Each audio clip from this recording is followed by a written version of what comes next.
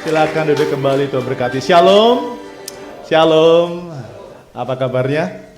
Luar biasa. Haleluya. Sore hari ini kita bersyukur kita dikasih anugerah oleh Tuhan untuk kita boleh berkumpul bersama-sama di tempat ini. Amin.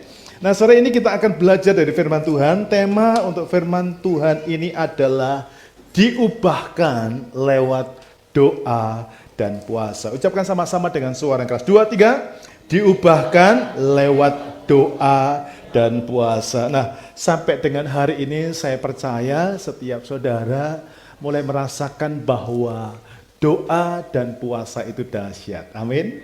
Bilang sama-sama, doa dan puasa itu dahsyat. Yang sepakat bilang amin.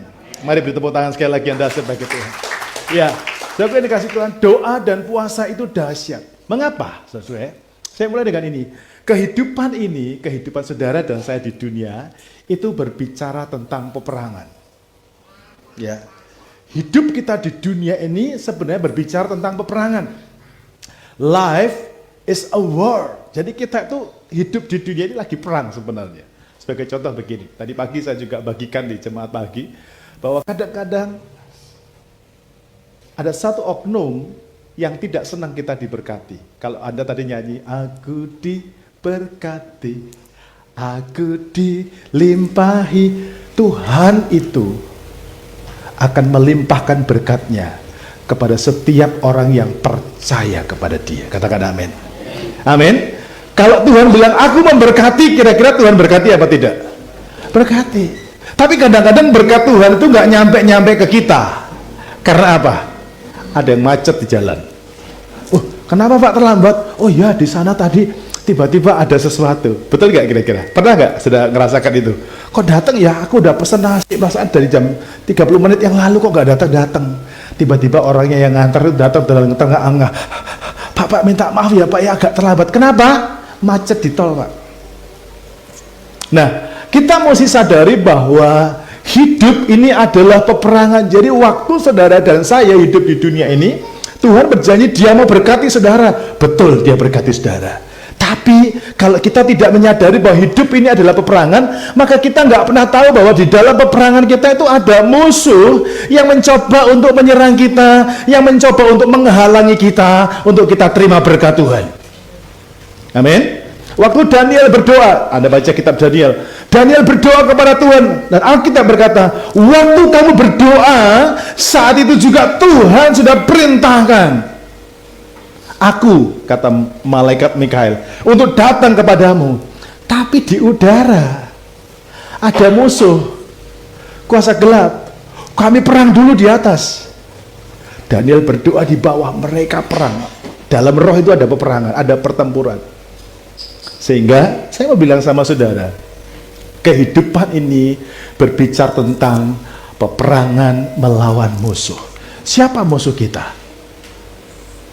Coba baca sama-sama. Efesus 6 ayat 12. Baca dengan suara yang kencang. 2, 3. Karena perjuangan kita bukanlah melawan dan daging, tetapi melawan pemerintah-pemerintah, melawan penguasa-penguasa, melawan penghulu-penghulu dunia yang gelap ini, melawan roh-roh jahat di udara. Alkitab dengan jelas berkata, perjuangan hidup kita di dunia ini bukan melawan darah dan daging.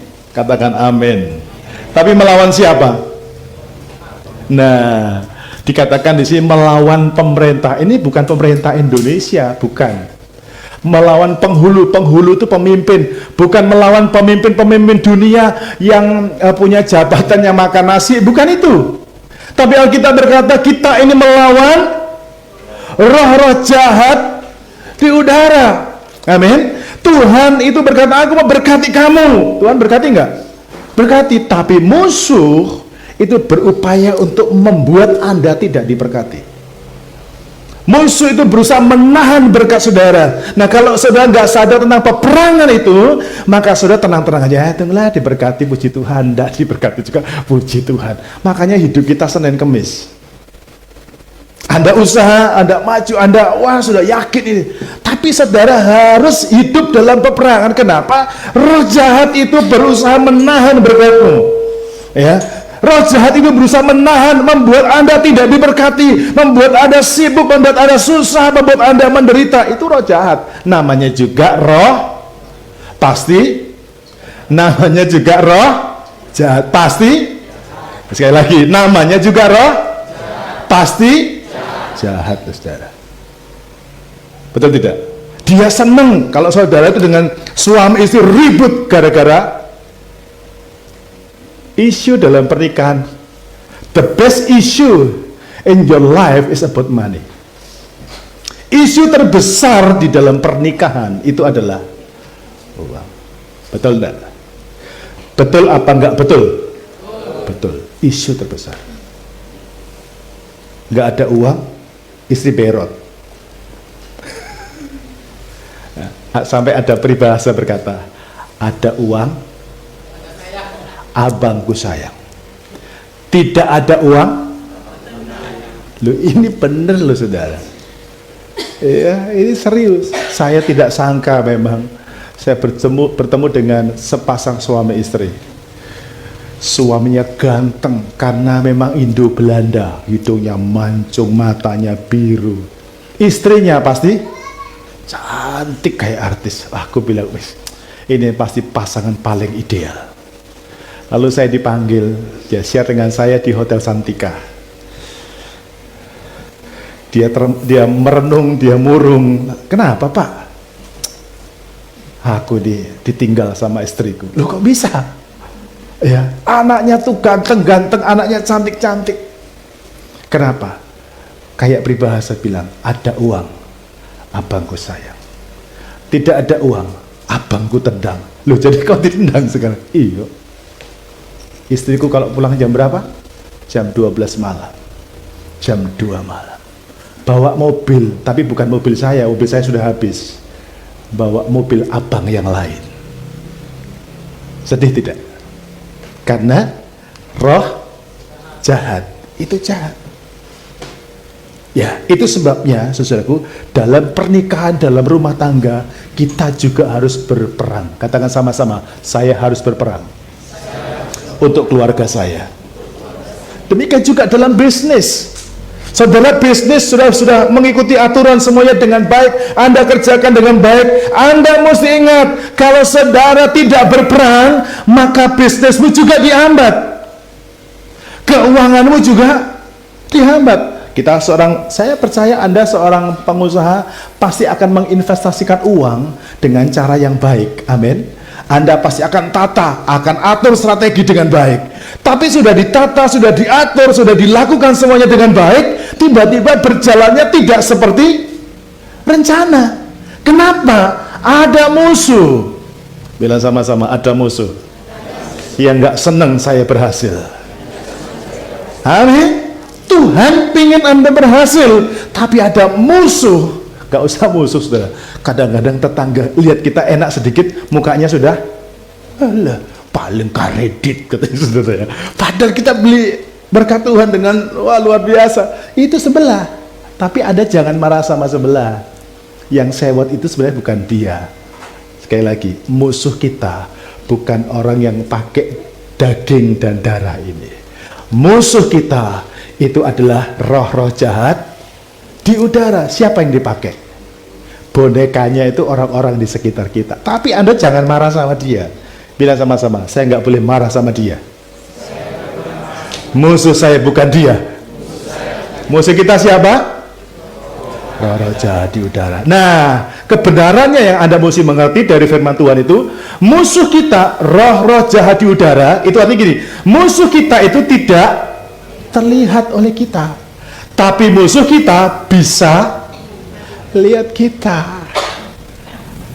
Roh itu tidak kelihatan dengan mata, tapi roh itu bisa dirasakan oleh tubuh kita. Betul nggak? Ada masuk rumah yang bertahun-tahun tidak ditinggali, begitu Anda masuk itu, merinding bulu. Lalu saudara punya kesimpulan, rumah itu Ya kan? Saudara, wih, rumah itu. Dia nggak kelihatan, tapi dia bisa Anda rasakan. Mirip waktu Anda lagi menyembahku, memujimu. Wah, Anda merasakan Tuhan hadir. Roh tidak kelihatan, tapi dia bisa melihat kita.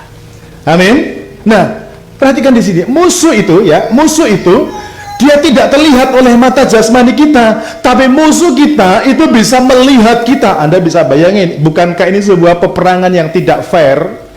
Kalau fair itu 1 lawan 1 ya. Yo, you lihat saya lihat you gitu kan. Oh, ayo kita berantem. Itu fair. Sekarang persoalannya kita menghadapi musuh yang tidak kelihatan dengan mata kita, tapi dia bisa lihat kita. Halo, Anda bisa bayangin pertempuran kita di dunia ini melawan musuh yang tidak kelihatan dengan mata jasmani kita. Nggak fair, ya. Bahkan kita gak mungkin menang. Mulai diam semua. Saudara, setan itu di awal penciptaan Kejadian pasal 3, dia menjatuhkan siapa? Adam dan Hawa. Kalau Anda tanya berapa umurnya setan, tua apa tidak? Orang itu semakin tua, orang bilang semakin semakin banyak asam dan garam yang dia makan. Berarti dia punya banyak pengalaman. Musuh kita, roh jahat di udara, tidak kelihatan dengan mata, itu punya pengalaman, segudang pengalaman. Betul nggak? Adam sama Hawa saja jatuh. Apalagi anak yang kemarin sore. Anda lahir tahun berapa? Setua Adam ke Anda? Halo? Ini saya ingin membuat Anda terbuka pikiran saudara. Betapa pentingnya kita hidup dalam doa. Betapa pentingnya kita masuk di dalam peperangan. Ya, jadi ini pertemuan kita menghadapi sebuah peperangan yang tidak fair. Rasanya kita memang tidak mungkin bisa menang. Dan ini kisah yang saya share di grup Alpha Center News. Kenapa kita mesti baca 2 Tawarik pasal 20. Sama persis yang dialami oleh Yosafat Raja Yehuda. Saya share sedikit tentang peperangan. 2003 saya masuk ke kota ini, 7 tahun kami terseok-seok. Aduh, gak tahu mau bikin seperti apa. 2010 Tuhan buka jalan. Saya dimentor oleh seorang bapak rohani yang mementor saya dan ngajari tentang yang namanya perang.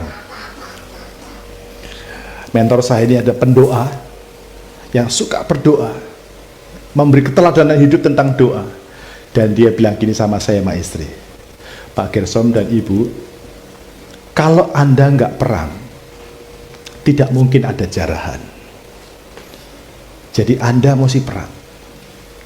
Musuh kita, musuh yang tidak fair, dia nggak kelihatan. Jadi kita mesti perang. Tapi dia berkata, jangan takut. Karena panglima perang kita siapa? Siapa panglima perang kita? Tuhan Yesus. Kita harus perang karena memenuhi syarat perang. Harus perang, harus berdoa, harus doa dan puasa. Kita sudah belajar. Jenis ini tidak dapat diusir kecuali dengan berdoa.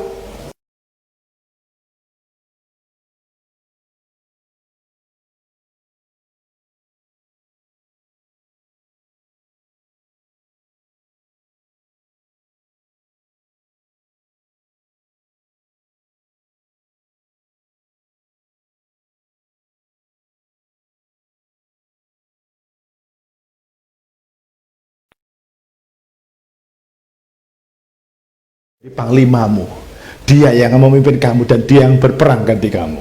Katakan amin.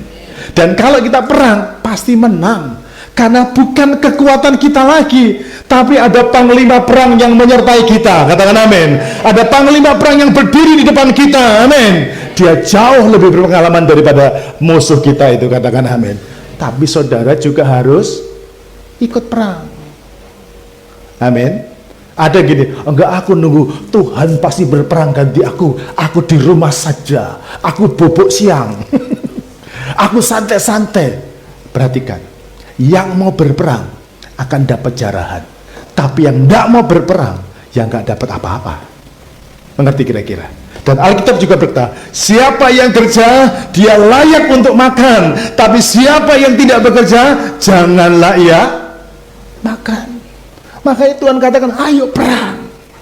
Amin. Itu sebabnya waktu itu kan belajar berperang. Kami belajar berdoa peperangan. Wah, waktu itu kalau ingat ya Pak Kris ya, wah, kita doa, kita bawa panji-panji, kita keliling kota ini ya, kita doa keliling, kita bagi 2 mobil waktu itu Pak Kris ya, kita doa keliling peperangan, kita kuasai daerah ini. Dan Tuhan secara ajaib membuat satu mujizat, musuh dikalahkan oleh nama Yesus. Amin. Dan jiwa-jiwa mulai berdatangan di tempat ini. Katakan amin. Kasih tepuk tangan yang dahsyat buat Tuhan Yesus. Ya, dulu setiap hari saya lihat bangku-bangku banyak yang kosong. Setiap kali peperangan, Roh Kudus bilang, urapi bangku-bangku ini. Memang kayak orang gila, memang bangku diurapi. Tapi kita dengan iman tumpah kita dalam nama Yesus, bangku-bangku ini penuh dengan jiwa-jiwa. Sekarang bangku yang saya urapi sudah ganti dengan bangku-bangku yang ini. Ya, wah, dalam nama Yesus dahsyat, katakan amin. Nah, saya akan dikasih Tuhan, bagaimana dengan Yosafat? Ya, Yosafat juga mengalami hal yang sama. Apa yang harus dilakukan ketika kita itu menghadapi peperangan seperti itu? Ya, coba kita lihat sama-sama. Kita belajar dari Raja Yosafat ya. Coba kita baca sama-sama. 2 Tawarik pasal 20 ayat yang ketiga. Sama-sama dibaca. 2, 3. Yosafat menjadi takut, lalu mengambil keputusan untuk mencari Tuhan. Ia menyerukan kepada seluruh Yehuda supaya apa? Supaya apa? Supaya apa? Katakan sama-sama, katakan badan kiri, saya harus berpuasa. Katakan sebelahnya, kamu harus berpuasa. Amin. Kasih tepuk tangan yang dahsyat bagi Tuhan. Haleluya. Amin. Harus puasa, katakan amin. Kecil puasa itu. Amin. Bila gini, kecil puasa itu. Jangan pakai jempol. Kecil puasa itu. Amin. Amin. Benar. Apalagi kalau udah lewat rumah makan Padang. Wah, itu langsung perut ini keruh gitu. Tapi Anda berkata, perut kecil. Habis puasa kita makan. Kalau kau tidak puasa jangan makan. Ya, saudaraku. Nah, ada satu momen dalam kehidupan Raja Yosafat. Raja Yosafat mendengar kabar dari rakyatnya, dari panglimanya, Tuhan, kita lagi dikepung. Siapa yang kepung kita? Moab, Amon, dan satu orang-orang Meonim. Ini kayak 3 lawan. Makanya Alkitab berkata Yosafat menjadi takut. Ini kalau saya baca detail hatinya Yosafat, dia menjadi sangat takut dan gemetar. Anda dikeroyok oleh 3 kelompok. Utang di sana, utang di situ, sama diutang di sana. Sama nagih semuanya. Kira-kira gambaran itu zaman now. Halo? Kita dikeroyok 3 lawan 1, 3 bangsa melawan 1 bangsa. Yosafat begitu ketakutan. Tapi apa yang terjadi dalam peperangan itu? Yosafat mengambil keputusan. Apa di sini katakan? Mencari Tuhan, dan ia menyerukan kepada seluruh Yehuda supaya berpuasa. Nanti saya pesan para host, seluruh Yehuda harus puasa. Saya pesan sama seluruh Hebron harus puasa.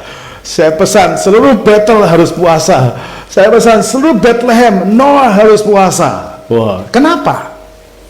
Nah, yang pertama, ketika kita di dalam peperangan, memang musuh itu pengalaman, memang musuh itu hebat, dan mungkin juga Anda takut dengan mereka. Tapi mari kita baca sama-sama apa yang mesti kita lakukan. 2, 3, kita harus mencari Tuhan dengan cara berdoa. Kalau saudara lihat musuhmu besar, gak cukup cuma doa. Amin. Kalau engkau merasa musuhmu itu besar, gak cukup dengan doa. Hari ini musuh kita mungkin bukan soal ekonomi atau lain sebagainya. Tapi mungkin juga, aduh Tuhan, bulan depan anakku sudah mulai sekolah, biayanya besar Tuhan, dari mana? Ini musuh loh saudara. Ya, anak, aku maunya sekolah di sana Pak, duitnya, aduh banyak sekali. Halo, kita mesti berperang. Kalau pingin Anda menjarah, berperang. Katakan amin. Kita harus berperang, kita mesti berdoa. Kalau saya dalam pekerjaan, saudara pengen kok pangkat saya nggak naik-naik ya. Saudara jangan marah sama bos. Bos itu punya hak untuk naikkan atau nurunkan gaji saudara, betul tidak? Tapi ada oknum di belakang itu yang Anda mesti perangi. Bukan bosmu yang dilawan, roh yang menguasai dia. Tuhan, aku berdoa kalau ada orang yang menghambat gajiku, orang yang menghambat kuasa kegelapan yang menghambat sehingga aku nggak naik pangkat, Tuhan, aku perangi di dalam nama Tuhan Yesus. Katakan amin. Nanti sudah akan lihat bosmu dikasih kemurahan hati oleh Tuhan. Ambil atas tarikan, gajimu naik 15 juta. Wih, gak ada yang mustahil. Amin. Harus perang. Amin. Harus berperang. Bila sama-sama harus berperang. Kita ini tipologinya kayak bangsa Israel. Bangsa Israel itu jasmani, kita rohaninya. Kalau Anda lihat ke Israel, bangunan bangsa Israel itu gedungnya tinggi di atas. Tapi mereka nggak tinggal di situ. Mereka tinggalnya di bawah. Jadi waktu dia boom, hancur, itu cuma etalasenya yang hancur. Rumah mereka di bawah semua ke dalam. Ditanya sama Metro TV, saya lihat di Metro TV, kenapa? Sebab kami tahu bangsa Israel itu adalah bangsa yang ditentukan untuk berperang. Halo? Kalau Anda gak siap-siap berperang, Anda hancur. Makanya bangsa Israel kecil negaranya, digempur gak habis-habis, karena dia sadar dia adalah bangsa yang dirancang untuk perang. Rumah sakit hancur, habis, cuman depannya doang, karena yang sakit di bawah semua, saudara. Ya, kantor juga demikian, hancur, habis, atasnya yang rata, bawahnya masih utuh. Itu perang. Nah, kita mesti berperang untuk bisnis kita, untuk keuangan kita, untuk rumah tangga kita, untuk anak-anak kita, untuk pelayanan kita. Katakan amin. Kita harus perang. Caranya gimana? Yaitu dengan cara berdoa dan berpuasa. Dan ini yang dilakukan oleh Yosafat. Yosafat bahkan menyerukan, ya, bahkan Raja Yosafat itu menyerukan puasa raya. Dia berseru kepada seluruh rakyatnya, hai rakyat Yehuda, ayo sekarang aku maklumkan untuk kita bikin puasa sama-sama. Dan ini sama yang Tuhan taruh di awal bulan Maret. Di awal tahun Tuhan tuntun saya untuk bikin program sepanjang tahun. Bulan Januari temanya apa, bulan Februari temanya apa, Maret temanya apa, April temanya apa, sampai Desember Tuhan sudah kasih tema. Tapi pas bulan Maret Tuhan bilang puasa. Saya lihat tanggal merah, di situ dibilang ada hari tanggal merah, hari raya apa? Lupa, nyepi. Waktu nyepi itu bahasa lainnya silent. Kamu harus diam, kamu harus sembunyi. Ajak semua jemaat untuk puasa raya bersama-sama. Kenapa? Saya punya keyakinan besar tahun ini adalah tahun kemenangan. Katakan amin. Saya percaya betul bahwa tahun ini kita akan mengalami kemenangan. Tapi bagaimana caranya kita menang? Bagaimana caranya kita bisa menjarah? Bagaimana kita bisa cerita kita berkemenangan? Ya kita mesti perang. Amin. Kita berperang dan melawan musuh yang tidak kelihatan. Kita mesti berperang melawan roh-roh jahat di udara yang jahat itu. Bagaimana caranya? Kita minta tuntunan Tuhan. Amin. Doa peperangan, doa peperangan. Nah, apa yang terjadi ketika mereka berpuasa? Lihat ini sama-sama ya. Kita baca 2 Tawarik 20 ayat yang ke-14 sampai 15. Yuk sama-sama kita baca. 2, 3. Lalu Yahasiel bin Sakaria bin Benaya bin Matanya, seorang Lewi dari Bani Asaf, dihinggapi roh Tuhan di tengah-tengah jemaah dan berseru, camkanlah hai seluruh Yehuda dan penduduk Yerusalem dan tuanku Raja Yosafat, beginilah firman Tuhan kepadamu, janganlah kamu takut dan terkejut Karena laskar yang besar ini, sebab bukan kamu yang akan berperang, melainkan Allah. Katakan amin. Ya, saudara, ketika mereka berdoa, ketika mereka berpuasa, lalu Tuhan memberikan kepada mereka firman. Bangsa itu mendapatkan firman Tuhan dari Tuhan. Ini penting sekali, saudara, ya. Orang percaya ketika engkau doa dan puasa harus dibarengi dengan baca Alkitab. Amin. Sepanjang doa puasa ini saya harus minta sama Tuhan, Tuhan berfirmanlah. Kenapa kita perlu dengar firman? Karena firman itu sangat kita butuhkan dalam hidup ini. Bahasa lainnya, kadang-kadang orang, aduh Pak, saya bacanya ya kalau sempat lah Pak, kalau tidak sempat ya saya nggak baca. Kenapa? Mereka nggak menyadari bahwa firman itu kebutuhan. Manusia terdiri dari apa? Roh, jiwa, tubuh. Tubuh makan apa? Nasi. Ada di sini yang makan tahu? Makanan pokoknya tahu. Jadi tubuh kita itu butuh makanan, yaitu nasi. Kalau Anda tidak makan, terlambat makan, apa yang Anda rasakan? Gemetar. Ya, gemetar rasanya.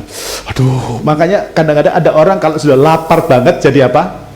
Emosi. Udah lapar, pengen cepat pulang, pengen cepat makan, begitu sampai di rumah lihat di dapur tidak ada nasi. Alamak, kosong. Buka Magicom, alamak, nggak ada. Itu langsung sampai di ubun-ubun. Itu karena tubuhnya nggak dikasih makan. Jiwa butuh makan nggak? Butuh. Jiwa itu butuh informasi. Makanya Anda suka baca sosial media, ada baca berita. Waduh, minyak goreng langka. Ya, tadi pagi baca, waduh, ada mak-mak ngantri minyak goreng mati. Ah, itu informasi buat jiwa. Kita suka ngasih makan apa? Tubuh dan jiwa. Betul enggak? Tiap hari buka apa Facebook. Baca apa coba? Tiap hari baca Instagram. Baca apa coba? Iklan. Wah, itu buat jiwa. Tapi ada banyak orang yang tidak menyadari bahwa rohnya itu butuh firman. Informasi, makanan buat jiwa. Tapi firman Tuhan, makanan buat roh kita. Bilang sama-sama, firman Tuhan adalah makanan buat roh saya. 2, 3. Nah, coba Anda bayangkan kalau anak saudara tidak suka makan. Bapak-bapak, ibu-ibu, waduh lihat anaknya susah makan. Disuapin. Maknya gendong. Sini mama gendong sambil jajan. Ayah, ada layang-layang. Makan dulu. Maknya pintar-pintar kan? Supaya apa? Nggak mati. Betul tidak? Karena kalau nggak makan, tubuhnya lemah, sakit, maka dia mati. Kita dari kecil dijejelin, makan. Sudah gitu kalau rewel dijejelin HP, nonton kau, makan jiwanya makan. Nonton kau, maknya seneng, tenang anakku. Jiwanya makan. Pernah enggak Anda dari kecil berpikir anak saudara dikasih makan roh? Rohnya dikasih makan. Alkitab berkata, firman Tuhan itu adalah roh dan hidup. Jadi roh saudara juga harus diberi makan. Apa itu makanannya? Firman Tuhan. Sekali lagi bilang sama-sama, firman Tuhan adalah makanan buat roh saya. Dan saya butuh firman Tuhan. Jadi kalau anak nggak makan, nggak suka makan, makanya sering Anda dengar suka tifus, suka demam, karena kurang makan. Nah, kita seringkali nggak berpikir memberi makan roh. Doa dan puasa, itu Alkitab berkata, membuat bangsa itu dapat firman Tuhan. Dan Anda bisa lihat baik-baik bahwa firman Tuhan yang mereka baca, ya itu akhirnya memberikan janji. Kita butuh janji Tuhan dalam ketakutan. Saudara harus mendengar sesuatu dari Tuhan. Waktu mereka ketakutan, lalu datanglah firman Tuhan kepada mereka. Jangan kamu takut. Wah, kalau dengar firman berkata, jangan kamu takut, apa yang terjadi? Hilang takutnya, katakan amin. Nah, kalau saudara dalam ketakutan, keuangan, takut keluarga, takut apapun, gak usah datang ke sana kemari. Cari Tuhan, baca firman, dan minta sama Tuhan, Tuhan, berfirmanlah. Kita ini dibuat gopoh-gopoh dengan lingkungan. Tapi maunya Tuhan adalah saudara dapat firman, dan saudara akan hilang rasa takut. Sehingga saya berkata, firman itu bukan hanya memberi kita janji, tapi janji Tuhan itu bisa menguatkan iman. Bilang sama-sama, firman Tuhan bisa menguatkan iman saya. 2, 3. Amin. Tadi saya bilang, tubuh makanannya nasi, jiwa makanannya pengetahuan, informasi, roh kita makanannya adalah firman. Jadi firman ini atau janji Tuhan ini, firman itu bisa menguatkan iman. Ya, orang yang suka baca firman, imannya akan jadi kuat. Tapi kalau orang yang tidak suka baca firman, imannya, maaf saya berkata, iman tempe. Ya, tidak ada power, takut, serba takut menghadapi apapun. Karena apa? Dia tidak punya firman. Amin. Saya masih ingat yang lalu, saya ditawari orang, Om, dia kasih fotokopi sertifikat tanah, ada 2 apa 3 begitu, ditunjukkan kepada saya. Om, ini murah. Itu yang di jalan Villa Elektrik. Kalau masuk Villa Elektrik sebelah kiri yang ada mebel itu, dari ujung depan sampai ada rumah 1 sama tanah kosong sampai rumah kedua. Nah, dari rumah kedua sampai ke depan itu 900 juta saja. Saya bilang, duit dari mana? Ya, nggak punya keyakinan yang besar. Karena apa? Kurang firman dan kurang iman. Nggak punya iman. Tapi kalau kita, wah, saya memperkaya diri dengan firman, saya memperkaya dengan firman. Waktu Ibu Gembala bilang, aku mimpi gini, Pak. Apa artinya? Waktu Ibu Gembala cerita mimpinya, itu di roh saya ada suara begini, kamu cari tanah, bangun sekolah. Saya cari tanah keliling nekat, saudara. Oh, ada tanah, kami doakan, kami tanya harganya, kami perkatakan dengan iman, kita dapat tanah, saudara. Katakan amin. Kita bisa membeli tanah, kita bisa punya tanah yang harganya ratusan juta, dan maaf, tanpa uang. Semua karena anugerah Tuhan. Ini tanah depan yang sekarang jadi ruko tempatnya Philip buat air. Itu tanah itu ditawarkan saya 25 juta. Kita bukan cuma mau lui, tapi kita nggak punya iman. Berapa? 25 juta. Dari ujung pos kampling itu depannya ruko, kira-kira 1 sampai Magda, itu cuma 75 juta waktu itu. Tapi kita gak punya. Jadi iman itu harus dibangun dari sekarang, katakan amin. Makanya doa puasa itu akan membuat saudara bisa dapat firman, katakan amin. Mungkin ada di antara saudara, wah, saya kepingin Pak punya usaha sendiri, Pak saya kepingin Pak punya membangun bisnis sendiri, oh Pak saya kepingin Pak punya rumah sendiri, Pak saya kepingin. Silahkan, kalau itu ada di dalam hati saudara, silahkan. Tapi Anda perlu peperangan, perlu masuk dalam doa dan puasa sampai saudara bisa menemukan firman, dan firman itu akan menguatkan iman saudara, katakan amin. Amin. Kuat. Amin. Kebutuhan kita itu perlu kita kejar, katakan amin. Caranya bukan kayak orang dunia, wah kerja keras, boleh kerja ya, tapi jangan lupa musuh kita itu ada di depan mata. Amin. Harus kita lawan dengan iman. Nah, janji Tuhan, firman Tuhan itu memberi harapan pasti, katakan amin. Orang kalau punya firman saudara, wah imannya gede, saudara, katakan amin. Wah, saya dulu juga nggak punya iman kayak begitu, tapi satu ketika saya punya firman, saya cerita sama istri saya, Tuhan mau berkati kita dengan mobil, Pak. Ah, duit dari mana? Ya dari bapak saya. Saya ini bersyukur papa saya sudah meninggal. Jadi waktu saya ngomong, bapak saya kan di sorga, seolah-olah bapak kandung saya. Padahal Bapak saya yang kaya adalah pencipta langit dan bumi, yang punya sorga dan bumi. Katakan amin. Waktu saya bilang, siapa yang mau kasih saya mobil? Bapak saya di sorga. Katakan amin. Ya. Jadi gimana caranya kalau Bapak mau kasih kita mobil? Ya kita mesti lihat mobil apa kesukaan kita. Saya pergi ke showroom. Pagi-pagi, pokoknya seorang sudah buka kantor, saya keliling. Ayo kita ke showroom situ, kita lihat mobil harganya berapa. Kalau ada pameran, wah saya gak malu-malu, saya tanya, berapa harga mobilnya? Tanya saja. Amin. Kalau saudara tahu siapa bapakmu di sorga, saudara nggak takut pegang ini, pegang itu. Saudara nggak akan takut tanya ini dan tanya itu, karena saudara kenal siapa bapakmu. Katakan amin. Lah kalau yang berukur adalah bapakmu yang di kampung, yang lahan karetnya hanya cuman nggak sampai sehektar, saudara akan ketakutan pegang mobil mewah. Katakan amin. Tapi kalau saudara kenal bapakmu di sorga, Bapak yang punya langit dan bumi, yang punya sorga dan bumi, saudara nggak perlu takut dengan apapun. Katakan amin. Saya lihat, saya berkata demikian, kok kayaknya berani banget Pak Pendeta ini ya, karena saya punya firman dan punya Tuhan. Katakan amin.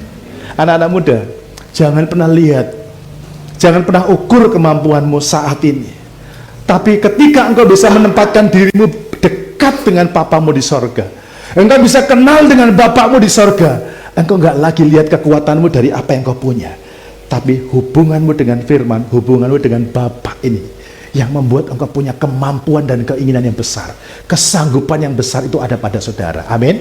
Sebab itu waktu doa dan puasa, saudara akan temukan firman, saudara akan mendapatkan kekuatan iman, saudara akan punya harapan. Katakan amin. Makanya tahun ini saya tadi sore waktu mau mandi, saya harus mandi di ruangan sebelah, di kamar mandi sebelah. Waktu saya mandi di sebelah, saya perhatikan, sudah mulai ada space antara dinding dengan lantai. Sudah agak bolong ini. Sementara saya di situ, saya renung-renungkan. Iya, bangunan ini memang harus dibeli. Katakan amin. Karena kalau disewa, ya, kalau disewa, sudah bolong sana, bolong sini, saudara. Ini gak bisa cuma kita sewa, tapi ini harus kita beli. Katakan amin. Supaya apa? Bisa dibangun kembali. Amin. Dan ini harus punya keyakinan besar. Kalau Anda dan saya sepakat kita mau pikirkan rumah Tuhan, bangun rumah Tuhan bersama-sama, Tuhan juga akan berkati saudara. Yang percaya bilang amin. Kasih tepuk tangan yang dahsyat buat Tuhan. Haleluya. Dan doa saya, saudaraku, ketika Anda masuk dalam doa puasa di bulan Maret ini, saudara akan lihat janji Tuhan diperlakukan di hidup saudara. Amin. Saudara akan punya iman yang kuat, saudara punya harapan, saudara punya kepastian di dalam Tuhan. Sekarang kita lihat yang kedua, saudaraku ya. Apa yang terjadi ketika mereka mulai berdoa dan berpuasa? Jadi Anda bisa bayangkan ini diserang, saudaraku ya. Musuh mau menyerang. Anda bayangkan kayak Ukraina diserang sama Rusia. Lalu mereka berkata, Raja Ukraina bilang, kita nggak usah siapin senjata, kita berdoa dan berpuasa. Halo, coba bisa bayangkan musuhnya itu udah helikopter. Saya lihat Rusia keluar ini helikopternya banyak banget. Lah ini 3 lawan 1, saudara. Lalu ini kasih contoh aja. Lalu presidennya Ukraina bilang, hai rakyat Ukraina, kita berdoa dan berpuasa. Ini panglima bilang, gila ini orang satu. Menurut logika mungkin apa tidak? Tidak mungkin. Tapi ini yang dilakukan oleh mereka. Mereka berseru dan mereka seluruh bangsa itu berdoa dan berpuasa. Sekarang kita lihat. Baca sama-sama ayat 16 dan 17. 2, 3. Besok haruslah kamu turun menyerang mereka. Mereka akan mendaki pendakian Ziz dan kamu akan mendapati mereka di ujung lembah, di muka padang gurun Yeruel. Dalam peperangan ini, perhatikan, tidak usah kamu bertempur. Kenapa tidak boleh bertempur? 2, 3. Hai Yehuda dan Yerusalem, tinggallah.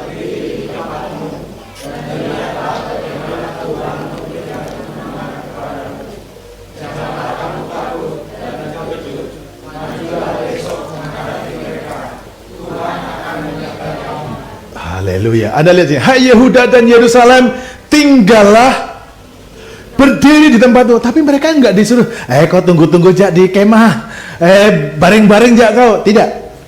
Alkitab berkata, besok haruslah kamu turun menyerang mereka. Mereka pergi dengan selengkap senjata. Senjata itu, Alkitab berkata, senjatamu itu firman.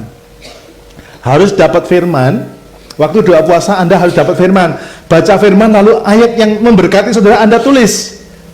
Makanya setiap hari saya selalu nuliskan di Facebook Alpha Center, di Instagram Alpha Center, saya selalu tuliskan firman yang harus Anda imani.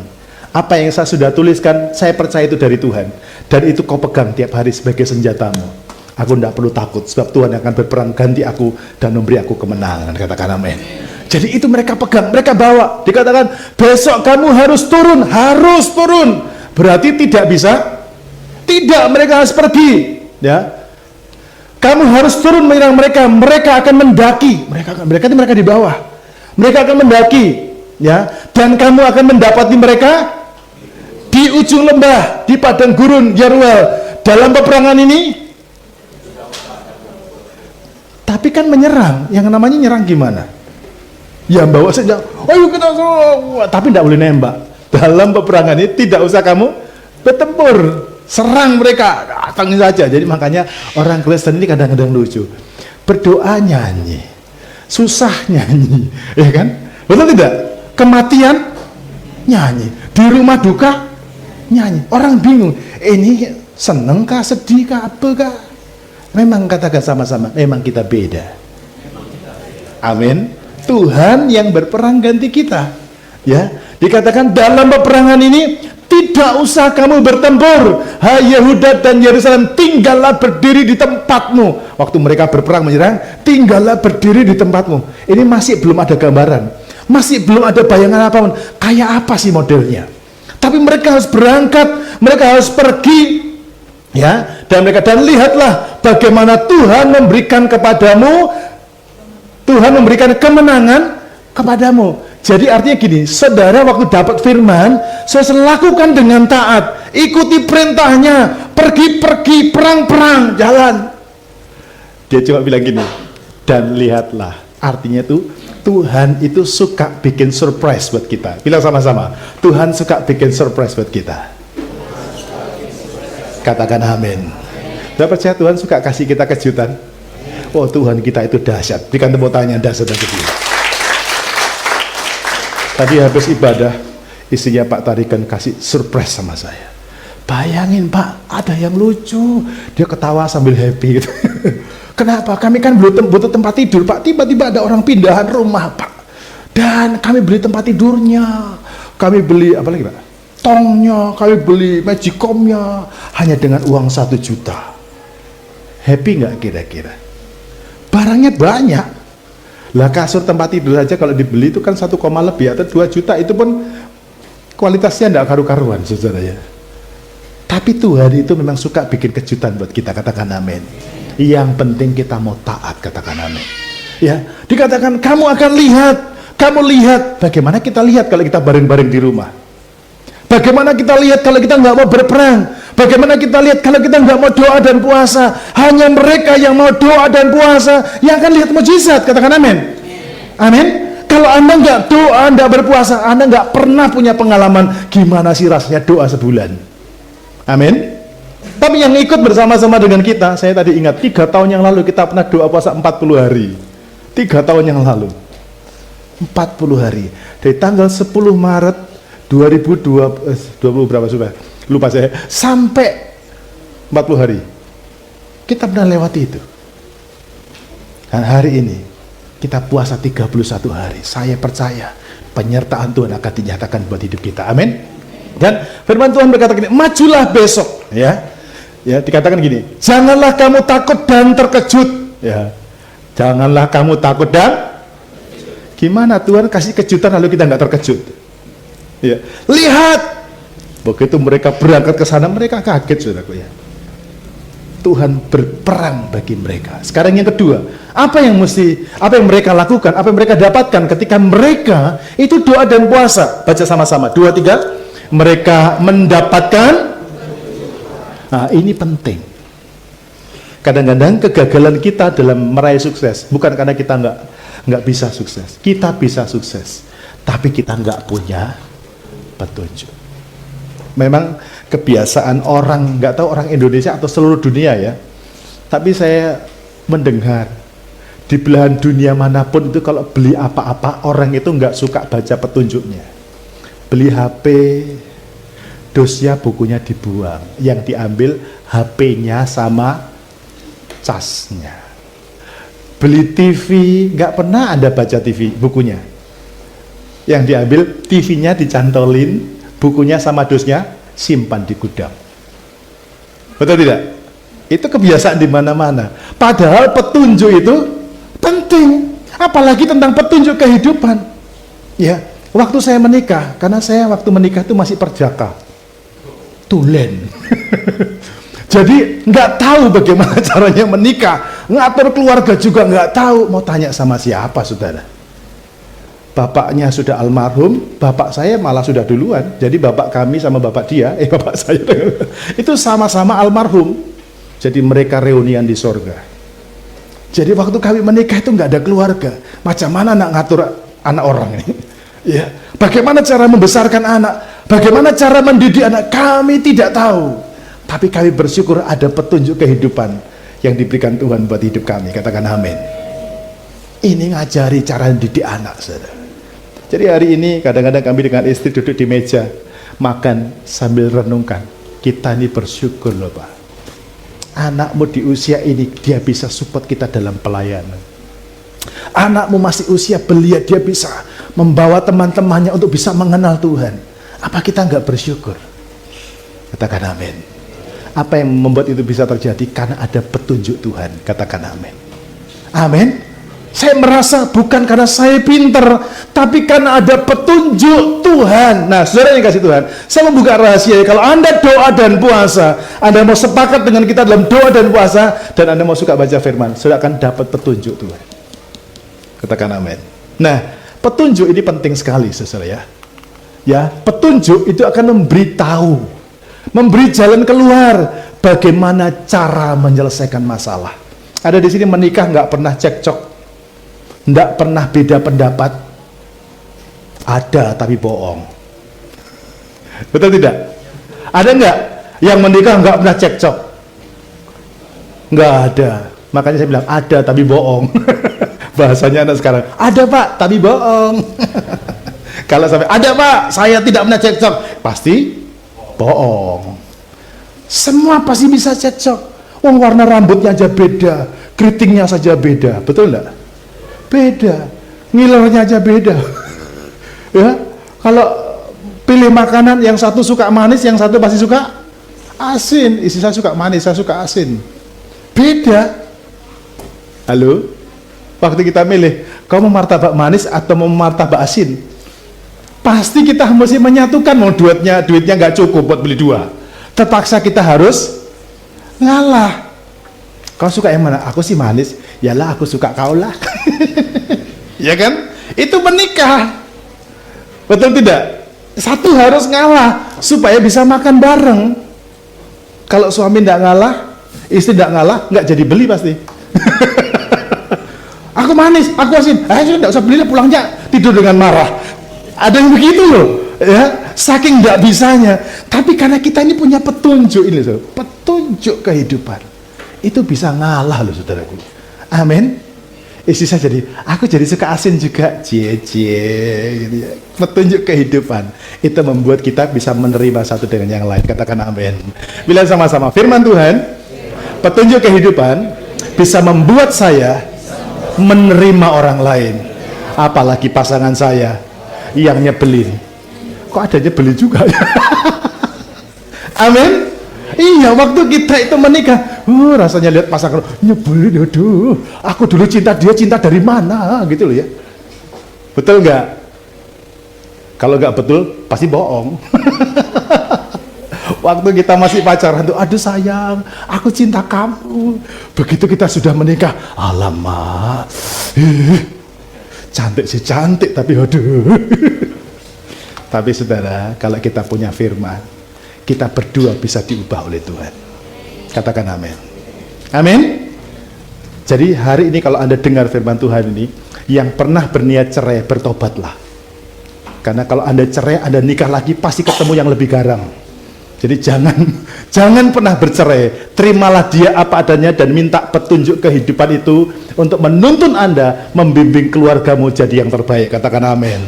Ada loh saudaraku, orang sudah tua, sudah punya cucu cerai. Ada enggak? Ada. Karena dia Kristen tapi nggak punya firman. Coba dia punya firman, pasti akan ada jalan keluar, bisa menyelesaikan. Amin. Yang kedua, petunjuk kehidupan. Firman itu akan menuntun langkah-langkah yang tepat. Kita dituntun kepada langkah yang tepat. Boleh nggak kira-kira begini? Boleh nggak kira-kira begitu? Ya, satu kali saya kaget, saudaraku ya. Emak-emak ya. Emak itu sudah tua berarti. Sudah punya mantu, sudah punya cucu. Tua atau muda kira-kira? Tua lah ya. Anaknya nikah berarti paling tidak umur 20 tahun atau 19 tahun paling muda. Berarti kan dia sudah 19 tahun menikah. Kalau dia menikah umur 29 tahun, ditambahi 20 tahun, berarti umurnya berapa?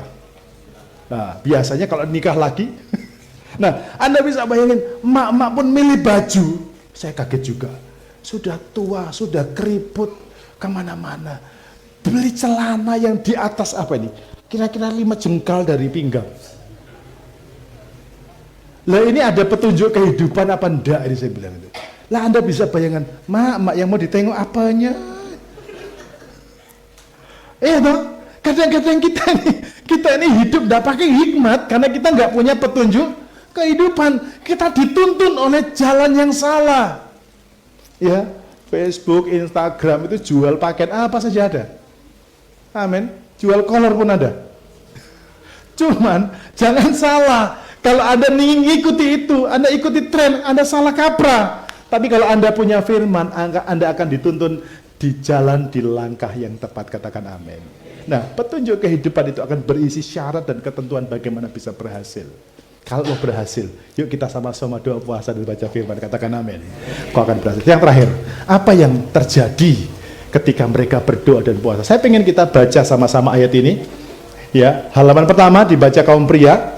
Nanti halaman yang kedua dibaca kaum wanita. Oke? Sama-sama kita baca kaum pria. 2, 3. Kemudian orang Lewi dan Bani Korah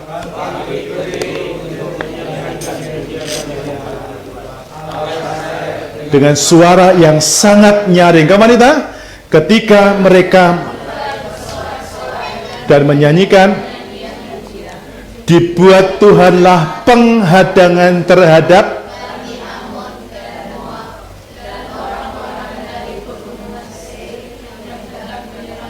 keras sehingga mereka terpukul kalah.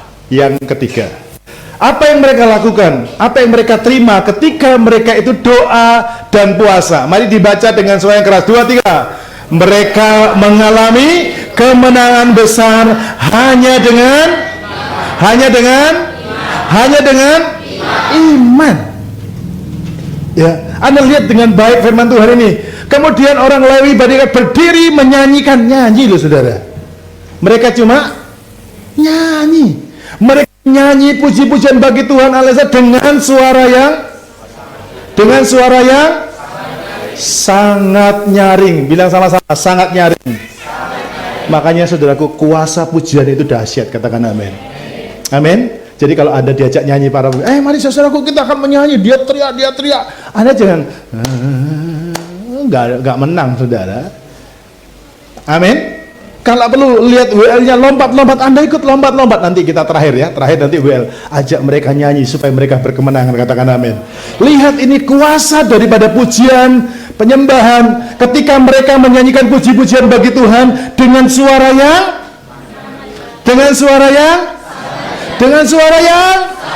apa yang terjadi ketika mereka mulai bersorak-sorai menyanyikan pujian? Apa terjadi? Dibuat Tuhanlah apa? Penghadangan terhadap yang hendak menjaga, sehingga mereka terpukul kalah. Ayat selanjutnya mengatakan, lalu mereka orang Moab sama orang Ammon ini sekutu. Tiba-tiba mereka saling tusuk, saling bunuh. Kok bisa? Tuhan membuat penghadangan terhadap mereka. Ini namanya Tuhan berperang ganti kita. Katakan amin. Jadi saudaraku ya, doa dan puasa itu memberi kita kemenangan. Gimana cara menang? Gampang ternyata. Tuhan ajari, kamu nyanyi saudaraku ya. Makanya kalau Anda datang ke gereja atau Anda di rumah lagi nyanyi yang nyaring. Bilang sama-sama, nyanyi yang nyaring. Karena ada kuasa di atas pujian. Amin. Nyanyi yang nyaring. Amin. Ketika Anda nyanyi dengan nyaring, Alkitab berkata, Tuhan membuat penghadangan. Waktu Anda dalam persoalan, Anda pergumulan, dalam apapun Anda nyanyi. Bilang sekali lagi, saya harus nyanyi yang nyaring bagi Tuhan. Amin. Kenapa? Nyanyi itu ada kuasanya. Kecuali Anda nyanyi dangdut. Ya. Makanya ini beda.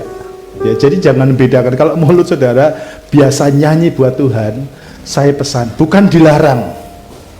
Tapi saya pesan, jangan pakai nyanyi lagu dunia.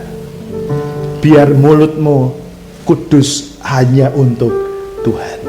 Amin.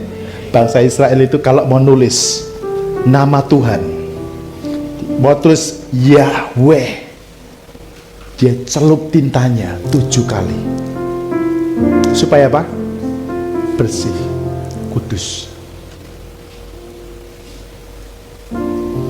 Mereka berseru berkata, mereka menghormati nama Tuhan. Makanya dikatakan mereka tidak mau sebut nama Tuhan dengan mulutnya dengan sembarangan. Gak berani. Kita kemarin bilang anjing, sekarang bilang Tuhan. Kok bisa? Tidak naruh hormat. Sampai di sini ngerti kira-kira? Lihat kuasa pujian. Kenapa mulut kita tidak berkuasa? Kita ngomong gini nggak terjadi, kita ngomong gini nggak terjadi, karena mulutmu tidak engkau kuduskan bagi Tuhan. Coba kuduskan mulut kita, pakai, jangan sampai ada kata kotor, kata maki, kata hujat. Makanya firman Tuhan, ucapkan yang manis, yang sedap didengar. Tapi lagi jengkel Pak sama suami, marah dengan sukacita. Puji Tuhan, haleluya, gitu ya. Oh ya kan, kalau ada pemarah, haleluya. Tapi jangan melotot ini. Senyum, haleluya, puji Tuhan, gitu ya. Masih hilang marahnya. Amin. Nyanyi bagi Tuhan, haleluya, puji Tuhan. Kalau bisa lagunya tadi yang kita nyanyikan itu Anda copy, Anda dengerin. Waktu Anda memarah, nyanyi lagu itu. Ku berlari. Ya kan, ya dan amin. Nyanyikan dengan suara yang keras. Kenapa? Waktu engkau memuji Tuhan ada kuasa. Katakan sama-sama, ada kuasa di atas puji-pujian. Kita bisa berkemenangan karena Tuhan yang membuat kita menang. Katakan amin. Sudah nggak ada duit pengen emosi terus, pengen marah lagi. Apalagi suami datang-datang marah-marah, pulang kerja marah-marah, kita juga pengen marah juga. Ubah cara hidupmu, katakan amin. Suka memuji Tuhan, maka Tuhan akan membuat penghadangan buat musuh-musuh kita. Katakan amin. Harusnya Anda nggak punya apa-apa, tapi waktu Anda memuji, memuliakan nama Tuhan, tahu-tahu suami mau pulang dihadang orang. Bapak, jangan pulang dulu, ini ada segebok uang buat istrimu. Katakan amin. Amin. Mungkin nggak itu terjadi? Sangat mungkin. Saya cerita sama Pak Kris tadi malam, bisa dibayangkan Pak, orang transfer duit sama saya 5 juta, tolong Pak kasihkan si A. Kok bisa gitu? Tanya Pak Kris. Itulah ajaibnya Tuhan kita. Amin. Orang tahu, Pak, saya kirim uang sekian, tolong kasihkan si A. Haleluya. Itu namanya Tuhan menghadang dengan berkat. Katakan amin. Mau dihadang berkat, mau dikasih berkat, nyanyi buat Tuhan, doa dan puasa. Istri-istri, suamimu lagi kerja, doakan dia. Jangan kau lagi di mana? Jalan sama siapa? Baik kata dak. Jangan, doakan. Biarkan suami pergi dengan damai sejahtera. Kalau dia macam-macam, biar dipencet sama Tuhan. Anda berdoa, katakan amin. Dan kau berkata, Tuhan berkati suamiku. Suamiku di sana diberkati, hidupnya benar, usahanya diberkati luar biasa. Doa seorang wanita itu besar kuasanya. Katakan amin. Itu sebabnya mari kita sama-sama di bulan ini, yuk kita sama-sama doa dan puasa. Katakan amin. Karena doa dan puasa yang pertama, Dia bisa memberikan firman bagi kita. Amin. Bisa kasih kita firman, bisa memberikan petunjuk bagi kita. Dan firman Tuhan, doa dan puasa itu bisa membuat kita berkemenangan besar. Tahun ini kita percaya kita akan melihat kemenangan dari Tuhan. Berikan tepuk tangan yang dahsyat. Mari kita berdiri bersama-sama. Sekalipun ku berjalan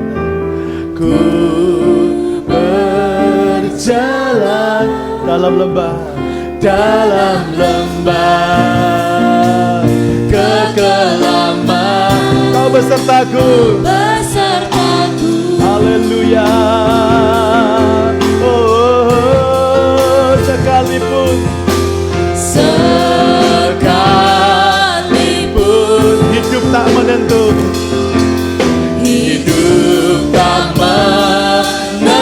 katakan hanya Engkau, kepastian bagiku. Katakan bersama-sama, Tuhan yang bersama,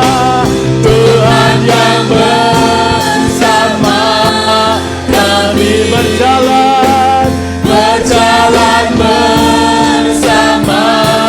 kami. Ku tak takut, ku tak gentar, sebab Allahku bersama kami. Tuhan yang bersama kami berjalan bersama kami. Katakan tanganmu yang pegang hidupku, ku yakin Kau bersama kami. Mari berikan tepuk tangan yang luar biasa bagi nama Tuhan. Engkau bersama kami, dahsyat Tuhan. Sekalipun, katakan dengan percaya, ku berjalan dalam lembah kekelaman, Kau besertaku. Sekalipun, oh sekalipun hidup tak menentu, hanya Engkau, kepastian bagiku. Katakan Tuhan yang bersama kami. Oh, Dia berjalan bersama kami. Katakan dengan imanmu, ku tak takut, sebab Allahku bersama kami. Tuhan yang bersama, haleluya. Kami berjalan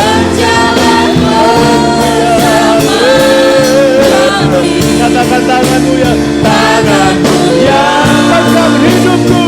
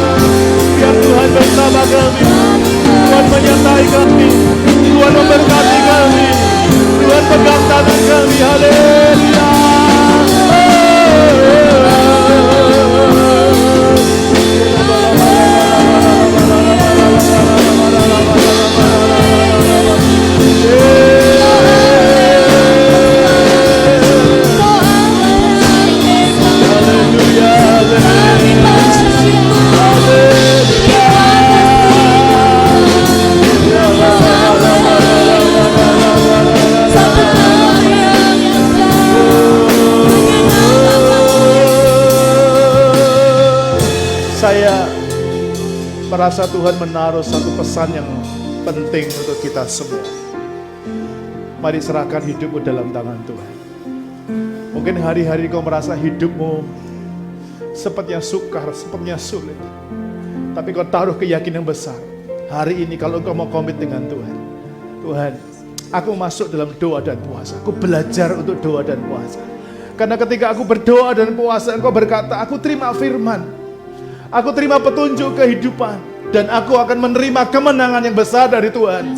Bukan karena cara kami, tapi dengan iman, dengan cara Tuhan. Saya ingin ajak setiap saudara yang datang dengan keluarga, dengan pasanganmu, Anda hampiri pasanganmu dan Anda gandeng dia. Saya akan berdoa buat saudara.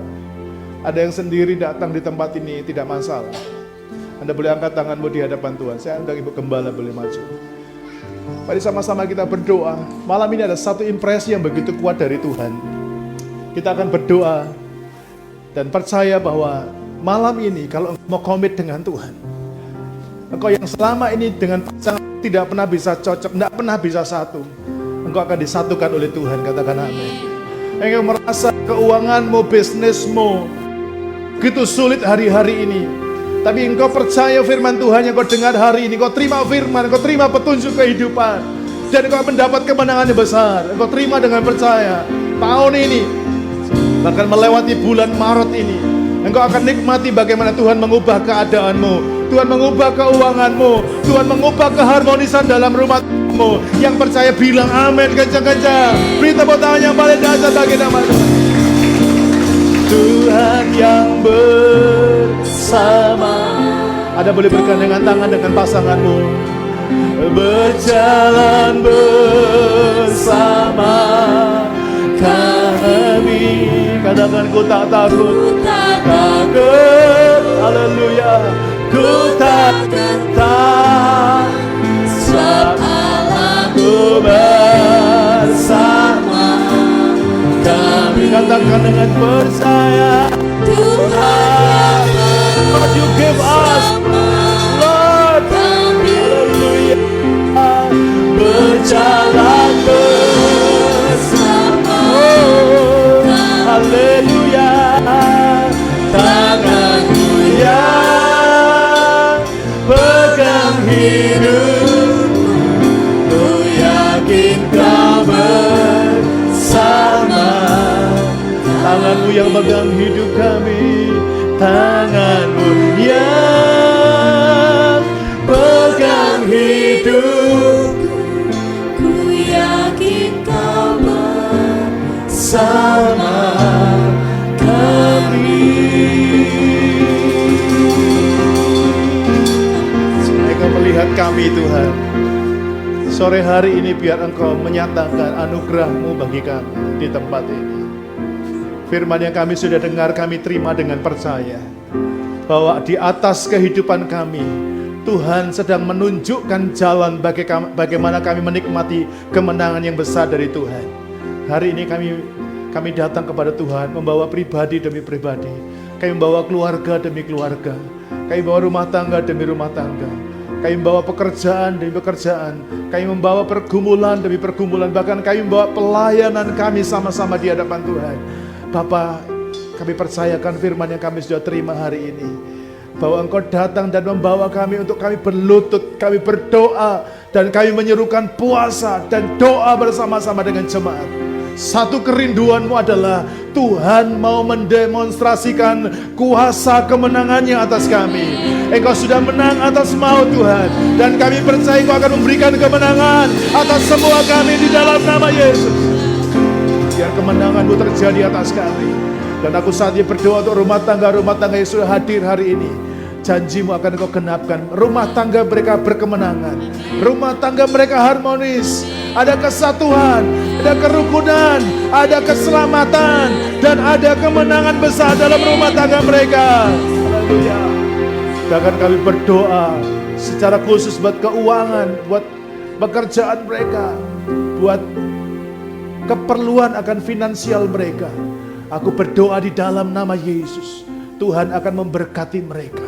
Tuhan akan melimpahkan kekuatan-Mu untuk mengubah keuangan yang awalnya mereka sulit yang awalnya mereka miskin, yang awalnya mereka tidak punya apa-apa. Tapi aku percaya Tuhan, dengan komitmen akan firman ini Tuhan, kami percaya Engkau sedang memberkati kami. Sekarang Engkau berkati setiap rumah tangga ini Tuhan. Berkati sesuai dengan janji firman-Mu. Dan aku berkata di dalam nama Yesus, firman Tuhan berlaku atas kami, firman-Mu dinyatakan atas kami. Haleluya. Tiap-tiap orang, tiap-tiap pribadi yang datang, mungkin mereka belum punya pasangan, atau mereka datang tidak dengan pasangan mereka, hal yang sama akan Kau nyatakan dalam hidup mereka. Ada berkat yang mengalir dalam kehidupan mereka, sehingga kami dapat katakan dengan iman, Tuhan yang bersama kami akan menyertai kami dalam kemenangan yang besar. Tahun ini semua kami akan diwarnai dengan sukacita kemenangan. Tahun ini kami akan menceritakan Tuhan memberi kemenangan kepada kami. Tuhan memberi kemenangan kepada kami, dan itu adalah kemenangan yang besar. Yang setuju katakan amin. Katakan amin. Haleluya. Berkati kami, berkati kami, berkati kami sesuai dengan firman. Terima kasih Tuhan. Dalam nama Tuhan Yesus kami berdoa. Haleluya.